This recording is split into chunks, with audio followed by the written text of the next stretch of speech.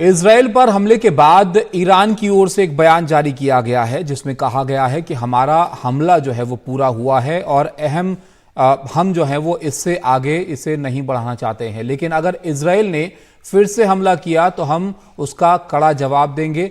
आपको बता दें कि ईरान की सेना ने इजराइल पर कल करीब 300 ड्रोन और मिसाइल से अटैक शुरू किया।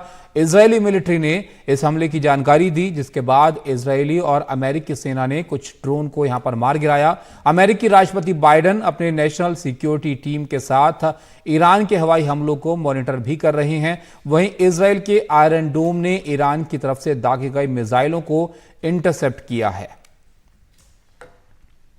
और अब ईरान की तरफ से इसको लेकर प्रतिक्रिया आई है कि उनका जो हमला था वो पूरा हो गया है। लेकिन अब इसके बाद अगर इजराइल की तरफ से कोई प्रतिक्रिया इस पर दी जाती है या वो इसको आगे बढ़ाते हैं तो माकूल जवाब देने के लिए भी वो तैयार है।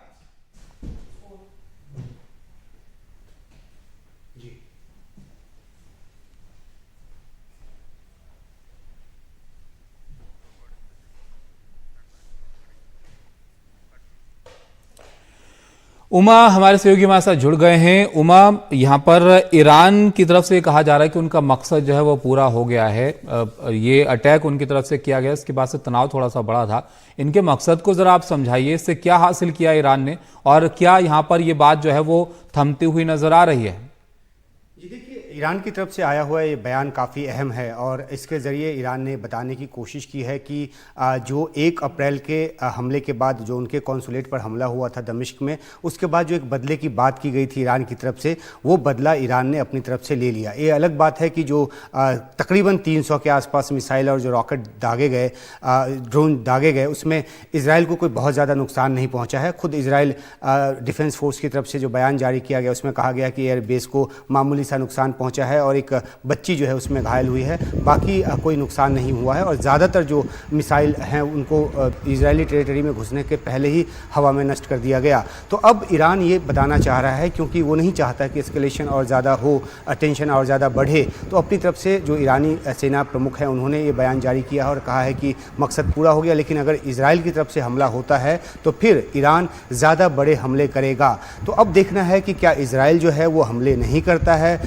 ईरान पर, या जिस तरीके से दमिश्क में उसने हमला किया आगे आने वाले समय में अलग अलग इलाकों में, चाहे वो सीरिया हो चाहे लेबनान हो, जिस तरह से हमले लगातार इजराइल कर रहा है उस तरह के हमले तो वो करता रहे। लेकिन सीधे तौर पे अगर ईरान के खिलाफ हमले नहीं करता है इजराइल तो ये बात यहाँ पर थम सकती है। ये ईरान ने जताने की कोशिश की है, लेकिन दारोमदार इजराइल पे है और पीएम नेतन्याहू पे है कि क्या वो इस बात के लिए तैयार होते हैं कि अब आगे हमला नहीं किया जाएगा। जैसा कि अमेरिका ने भी उनको नसीहत दी है, अमेरिकी राष्ट्रपति ने भी फ़ोन पर बात करके नेतन्याहू से कहा है कि बात को आगे नहीं बढ़ाना है और अब जो है अगर आक्रामक कोई कार्रवाई इजराइल करता है तो अमेरिका उसमें साथ नहीं देगा।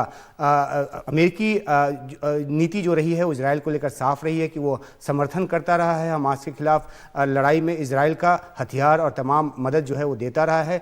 लेकिन ईरान के मद्देनज़र अमेरिका ने साफ कर दिया है कि अगर इजराइल जो है वो एक ऐसी कार्रवाई करता है जो आक्रामक हो तो वैसे में युद्ध के भड़कने का खतरा है और अमेरिका ये नहीं चाहता। इसलिए अमेरिका ने भी अपने हाथ वापस खींचने की कोशिश की है, लेकिन दारोमदार इजराइल पे है कि क्या वो मानता है और आगे कोई कार्रवाई ऐसी नहीं करता है जिससे ईरान और ज़्यादा बदले की कार्रवाई के लिए मजबूर हो।